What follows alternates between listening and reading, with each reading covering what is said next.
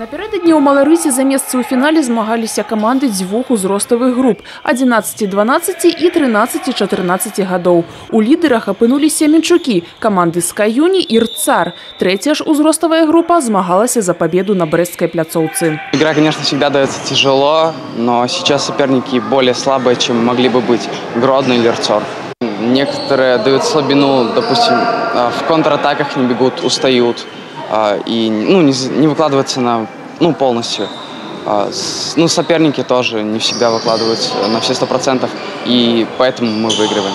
Хотелось бы получить первое место.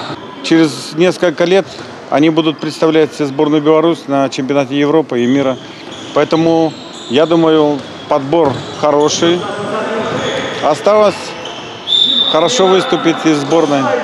Для зубранятаў у фінале ўсё па-даросламу. Легендарная арэна Вікторыя, на якой не раз гулялі іх куміры, літаральна дыхае гандболам. І тут ёсць усе атрыбуты дарослых гульняў. Для кагосьці гэта апошні год удзелу ў дзіцячай лізе, а далей дарослы спорт.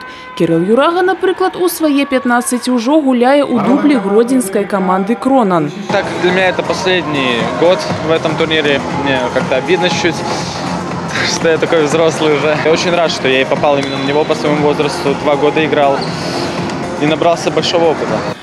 У фінале, аднак, сітуацыя склалася няпростая. Усе каманды, якія змагаліся за месцы на п'едэстале, набралі аднолькавую колькасць ачкоў. Месца размяркоўвалі па колькасці закінутых мячоў. І вынікі аказаліся вельмі непрадказальнымі. Очень в грустных чувствах, потому что мы сегодня упустили первое место и заняли 30. По закрутке у нас 3 команды заняли по 4 очка. И мы по разнице мячей уступили. И именно сегодня, хотя было все в наших руках.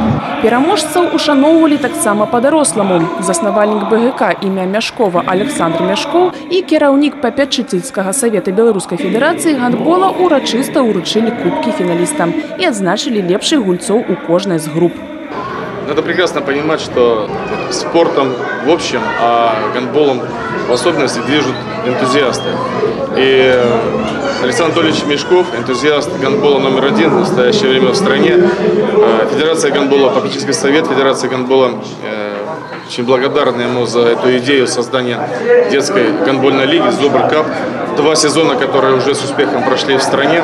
Лига этого сезона показала, что гандбол начинает развиваться не только в традиционных центрах. Минск, Брест, Гродно. Приехали команды Ашмяны, Копель, других районных центров. Вот это самое главное.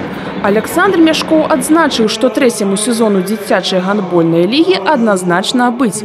Больш за тое, у наступным годзе плануецца удзел большай колькасці каманд, і канкурэнцыя стане яшчэ больш жорсткай. Ну а першае месца ў 24-м турніры памяці Анатолія Мяшкова занялі БГК і сталі 13-кратнымі пераможцамі ў хатнім турніры. Детская лига – это попытка повысить интерес к гандболу, сделать некий драйв, некое, так сказать, движение, чтобы заинтересовать детей. Да, есть футбол, есть волейбол, есть хоккей, а есть еще гандбол. И показать красоту гандбола, что на самом деле есть прекрасный, один из ведущих любимых видов спорта в Беларуси. Диана Мищук, Ирина Корольченко, Роман Филютич, Александр Сивицкий, телерадиокомпания «Брест».